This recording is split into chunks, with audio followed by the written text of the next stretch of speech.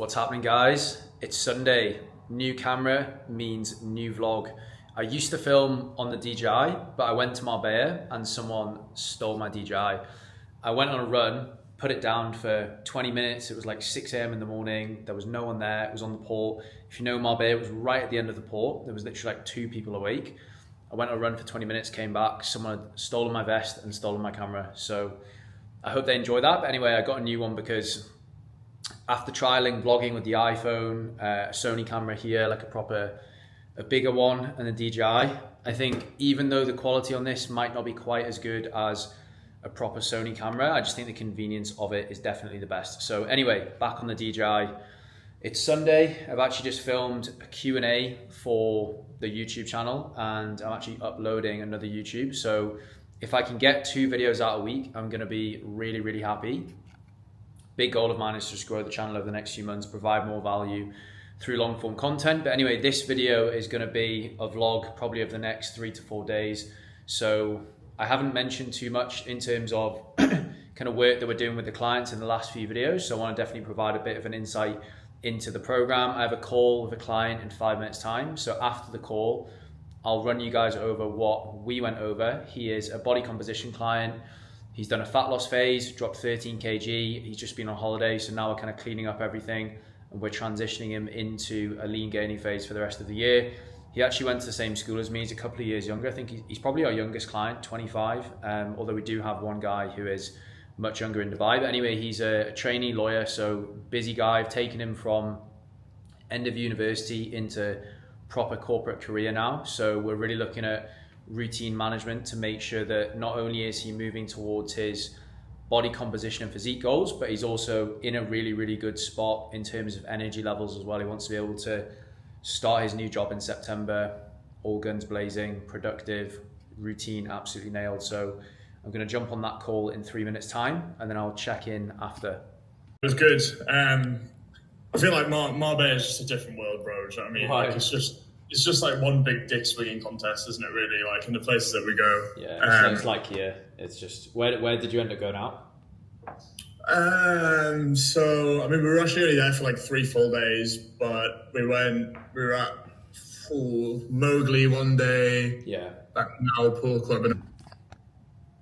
Just had to call my client James there. Can't remember if I mentioned in the previous clip that he went away on holiday for a few days. So that's obviously a common occurrence throughout summer for pretty much all the people we work with is what was the plan leading up to the holiday? What are we going to do on holiday? What is the plan when we get back? In James's case, he'd done like a mini dieting phase up to the holiday. So he'd really locked in for 3 to 4 weeks, which helped him study for his law exams as well. And then because it was just a 4-day trip, we basically just built up training intensity to the holiday and basically gave him just 4 days off. So almost a little bit of a deload. And I think he got back on Tuesday. He was back in the gym on Wednesday, played tennis on Wednesday as well. So I mentioned it in the previous vlog. Go watch that if you haven't, using the example of myself. But if you are going away and you go off track for a few days, just try and get back to things as quickly as you can. It's going to be a little bit rough if you've been away, been out of the gym for a few days and you've had a few drinks. But the sooner that you get that first training session done, and the sooner that you get your diet back on track, hydration, sleep, stress management, all that sort of stuff, the quicker you're going to feel better. If you drag it out, if you continue eating shit and you continue to put off that first training session back, 1 day back can turn into 7 days back before you get back into the gym. So that'll be my main bit of advice. Again, I mentioned it in the other vlog, but I basically didn't sleep on the plane. I still got myself into the gym the next day. And then by the day after Tuesday, I was still a little bit tired, but I was pretty much 100% back to normal. So that would be my advice. Get back into it as quickly as you can. I'll show you the roadmaps that we have together, that we have put together for all our clients, which helps myself and the coaches plan everything alongside their actual training program in the software that we use, which is called TrueCoach. So let me turn this around. The cardio that they're doing and the steps. So with James, for example, this is back in January, the dieting phase, then a reverse diet, and then a lean gain. And to be fair, we didn't have him in a lean gain for long, and then we just tidied him up for this holiday here, you can see there. So every one of our clients is provided with these, and this is as much for them as it is for us to actually track their progress and set them up with a clear roadmap. And then in the actual coaching software that we use called TrueCoach, this is where we program all the clients' workouts. So you can see all of James's workouts for next week, we've got upper body on Monday, tomorrow, lower body Tuesday, push day, and then posterior day. And then he checks in on Thursday for Friday feedback. So we will always get clients' feedback over to them, usually in video format. We use Loom, which is basically software where we can record ourselves talking to the screen, send it over to the clients, detailing any changes that we've made to their training or nutrition and the rationale behind why we've done that. It's really important that the clients understand why we're doing things rather than just us making changes and not explaining things, because I've always found myself, when I've worked with coaches in the past, I think I've worked with 4 coaches at this point and a nutrition coach as well. If I understand why I'm being asked to do something, the likelihood of me doing it and doing it for longer and adhering to the plan is going to be much greater. So that's really important. We've also provided him with some mobility work to do as well, because he is a desk worker. So in most of our clients' programs, if they are a little bit stiff in the upper back and the hips and their postures a little bit kind of rolled forward with the shoulders, we'll always put mobility work in their programs, because it's obviously going to help them reduce pain, improve confidence, they stand up straighter, but it's also going to help them get more out of their training, because especially with the upper body, if your shoulders and upper back are rounded forward, your ability to retract your scapula is going to be less, so it's going to be harder for you to consciously contract your pecs and consciously contract your pecs and muscles like that when you're doing pressing movements and things like that. But yeah, just a little bit of a rundown. I'm going to try and show more of the program in these videos, because I think a lot of people don't really understand what goes into online coaching if they've come from a background of working with PTs. And I would say with full confidence that our program is definitely a step above most coaches out there. Like, we are definitely in, I would say, probably like the top 1% in terms of quality that we can deliver, and I can confidently say that, knowing hundreds of other coaches in the industry. But yeah, that's that. I've just ordered my dinner. I've still probably got another 3 hours of work to do tonight. It's almost 6 o'clock. So I've ordered dinner, saved myself time. I'll run you over what I got. It's a Turkish, it's a classic chicken, rice, and a salad. It's my kind of go-to if I want a really, really nice tasting meal, but still pretty clean. But yeah, I'll check in a bit. I'm loving this camera. It's so much better, but it's so much easier than that big clunky Sony one that I was using. So I think the frequency of these videos is going to increase definitely. Okay, so this is my go-to when I want something that's pretty clean but tastes amazing. So Bosporus, if you're in Dubai, I think it's a Turkish. And generally, apart from the oil, Turkish meals can be pretty clean. You just want to stay away from like the lamb and stuff like that, because it's going to be ridiculously high in fat. So what I've got is a massive salad, like that is huge. I'll probably have half of that tonight and save half for tomorrow and have it with something for dinner, maybe a steak or something like that. I'm going to put all of this in a bowl, and then what I'm going to do here is they put this kind of like bread on top of it. I'm probably going to get rid of most of this, might just have one bit because it's quite oily. Then I'm just going to take all the chicken, all the veg from here, probably get rid of some of the onions because they always put way too much onions on. Then we've got a small thing of rice, and then they always send you one of these big things of Turkish bread, so I'll probably have about half of this. So I track it in my fitness pal, tracked it the other night. It's around 1100 calories, but it's obviously a really, really high amount of volume because you've got the salad, you've got the lean protein source, which is going to satiate you, a decent amount of rice, not too much, and then loads of carbs here. But this is good because I am slightly low on carbs for today, and obviously I did the 13k this morning, so I need to load up to make sure that I have a good training session in the gym tomorrow. That's one thing I've learned over the years. If you underfuel on the day of a run, i.e. you don't eat enough to recover, it's really going to affect your training session the next day. Now, I've switched my training split around recently, so I'm doing upper body on Mondays after the longer run on the Sunday, which I think works a lot better than rather than going in and doing legs. Not necessarily because I can't lift heavy on legs. I've always been quite good at running and then going to the gym the next day and doing lower body. But I think it's just nice to give the legs a full break before I run again on Tuesday. So I'm going to get this down. I'll say it's around 1100 calories. And if I'm honest, I'm probably overestimating there just to be safe. And that'll put me at around, I think, 3,100, 3,200 calories for the day. So I'm aiming for 3,000 calories a day. And then on slightly higher output days like today, I'll allow myself to go up to 3,200. obviously the goal at the moment, I'm not sure I've mentioned in this video, but I did in the Q&A before, my goal is to drop around 2 kg over the next 2 months. So I'm tracking everything. I'm kind of just building the picture at the moment. And then if I'm not dropping enough weight, let's say in 2 weeks, I'll probably have to go down to closer to 3,000 each day or increase my steps. But I know my body, and I think I'm going to be able to lean down on this amount. But it's about taking those average weigh-ins, well, taking the weigh-ins daily and then taking the weekly average. You don't want to look at individual weigh-ins, because mine went up today versus the other couple of days, but I know that's probably because I had a heavy training session yesterday and I had a lot of carbs. So yeah, I'm going to get this down me now. It's absolute class.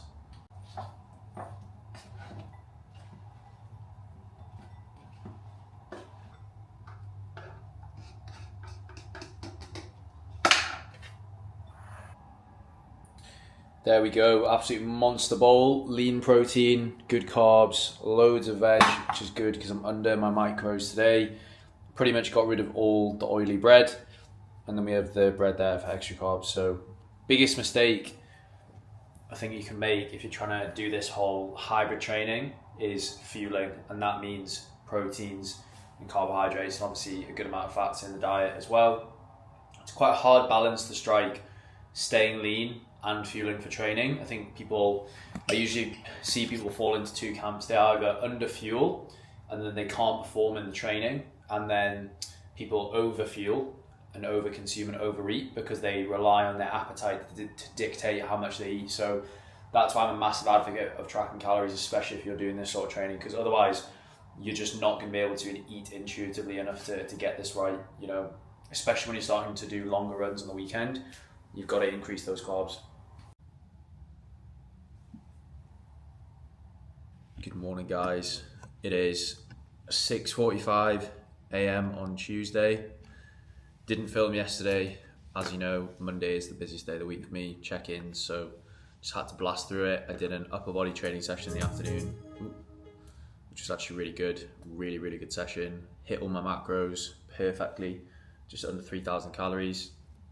Got up at 6:15. I've got a consultation call in 15 minutes for someone in the US in Pacific time zone, so they're basically the opposite to us in Dubai. And then I'm gonna go downstairs and do 10k easy run on the treadmill, basically hitting my step count for the day. Then I have some more check-ins to do, and then I'm going to do some content and then head to the gym and do legs. So this is the only day of the week that I'll do 2 training sessions. I've mentioned before, I don't like doing double days. I don't want to say it's a waste of time, but I feel like I shouldn't be training for 3 hours a day. I feel like I should be focusing on work. It is what it is. If I'm going to train for a marathon and try and stay jacked, then double days are going to have to feature in the program somewhere. So Tuesday is the day that I do it, and then tomorrow I have an interval training session. So I'm hoping, as long as the body is feeling good this week, I can clock 45 to 50k. So we'll see how it is. Just had confirmation off my training partner Simon that we are going to do the Abu Dhabi Marathon, but obviously, as I explained before, our main goal over the next 8 months, however many it is the Barcelona Marathon in March, where we're going to try and go sub 3, going to give it absolutely everything. So in Abu Dhabi, it's going to be an easier effort, maybe like 7 out of 10, and we're just going to try and go sub 3:15, which would be a PB for us both, which would be amazing, just to get a marathon in the legs before we then start the proper prep. So 10k easy today, building that base, and then a little bit of speed work tomorrow, but not too aggressive. I'm going to do like a tempo effort, 6k at probably 4:05 to 4:15 pace. So that's the plan. So that is the morning run done. 10k on the treadmill. Stats were 55 minutes. So that's an average pace of 5:30 per kilometer. Average heart rate 142. Heart rate was sitting sub 140 for like the last 10 minutes. It's actually quite hot in the gym. The aircon's really, really bad. So obviously heart rate sweat more, heart rate goes up. That guy who had a call with this morning signed up, which is amazing. Really, really good to see that we're getting quality clients from America, and really good to see as well that they're coming through the ads that we're running as well on Instagram, which is very encouraging, which just shows the strength of the brand, because these people haven't followed us for a long time. It's very different when someone's been following you for like 2 or 3 years and then they're kind of ready to sign up on the call. But yeah, it just goes to show the strength of the results, the the extra effort that I'm putting into the brand when you don't really know whether it's working, it's definitely paying off now. But yeah, 10K done. I ordered my meal prep when I was on the treadmill. So I've got an omelette in here. I'm gonna eat this quickly. Then I'm actually gonna go outside and get just 30 minutes of sun, because if I don't do that, I literally don't see the sun. It's too hot at the moment. I barely walk anywhere. So I need to get this tan back up. I'm feeling a little bit pale after Marbella. But after that, I'm going to do check-ins before I go outside, get those boxed off, and then I'm going to head to the gym and do my second session, and then it's work all afternoon. As I said before, this is the only day that I do 2 training sessions a day, and to be honest, that treadmill was 55 minutes. I would have spent that amount of time doing my steps over the course of the day when it isn't summer anyway, so it is what it is. But feeling very, very fit, feeling good, just time to fuel up. Higher calories on these double days. Going to consume around 3,200 today. I'll probably do another video on my nutrition because it's a little bit more complex, but yeah, I'm going to get this down me and then get some sun. Yes, people, what's happening?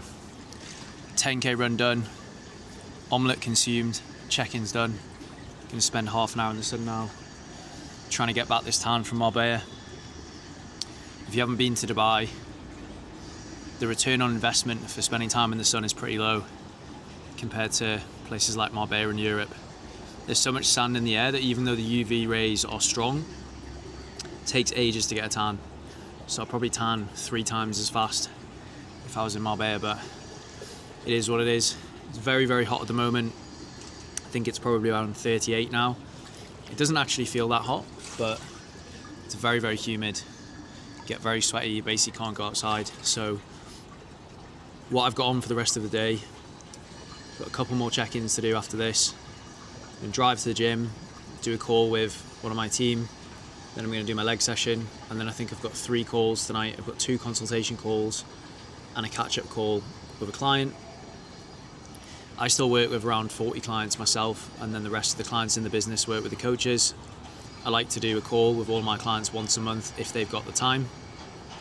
Generally, I would say the people I work with are probably the busier ones in the program. Got a few business owners, people in corporate who travel a lot. But as I say, it is really, really good to connect on a call once a month and just catch up really, like obviously go over anything that needs to be addressed in terms of training, nutrition. It's usually managing travel, to be honest, and helping them navigate what they've got coming up as opposed to the nitty gritty with the training and the nutrition, because we're back and forth with that like throughout the week in the check-ins, midweek touch points and stuff like that. But in a really, really good zone at the moment with training and nutrition. Said it in my last video, I just don't think there's anywhere better than Dubai for convenience and just being able to lock in with training and work and eliminate distractions. I think, well, it depends if you live here or you don't, but I have a really, really good friendship group, thankfully. Even in summer, there are still a few people here.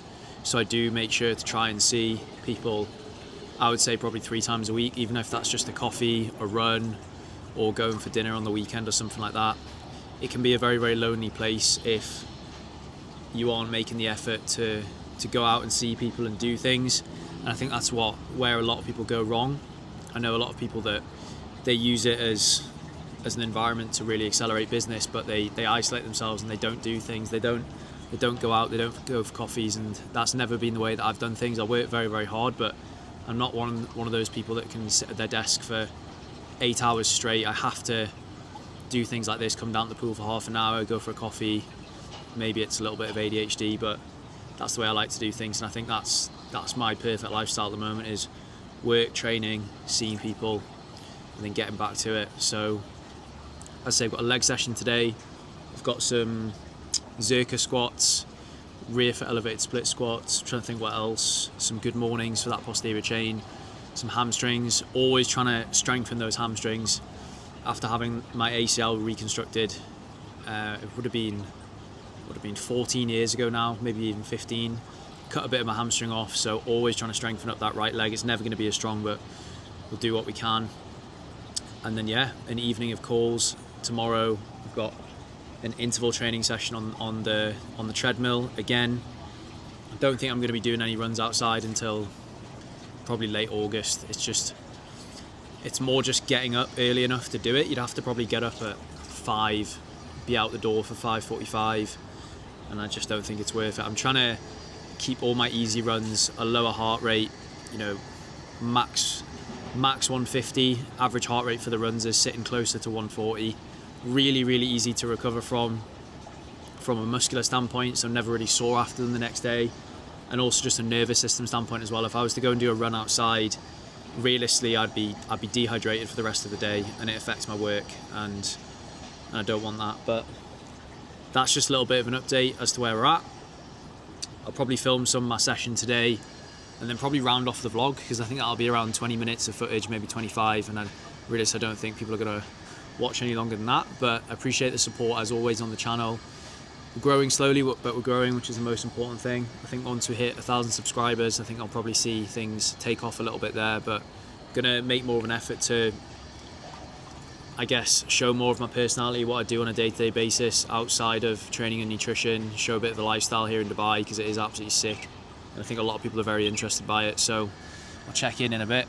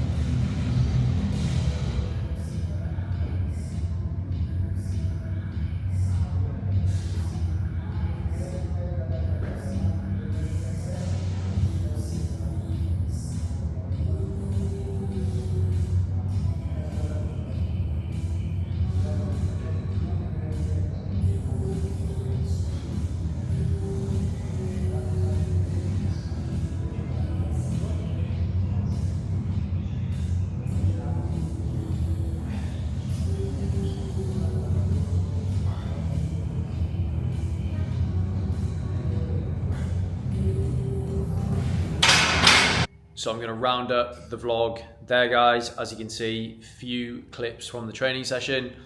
Legs were actually feeling really good, considering I did the easy run earlier on. It was yesterday morning now.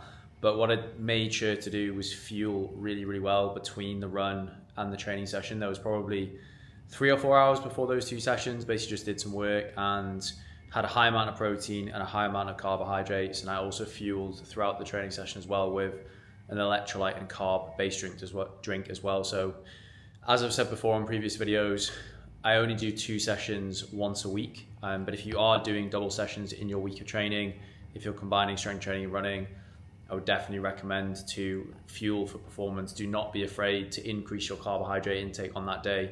I would say by probably 50 to 75 grams, depending on whether you're trying to cut down, maintain, or even lean gain. So going to wrap things up there. If you've made it this far, really appreciate you watching the video. As I said, my goal is to provide a good balance of education around training, nutrition, mindset, but also show you kind of what I get up to on a day-to-day basis. Check in the next video.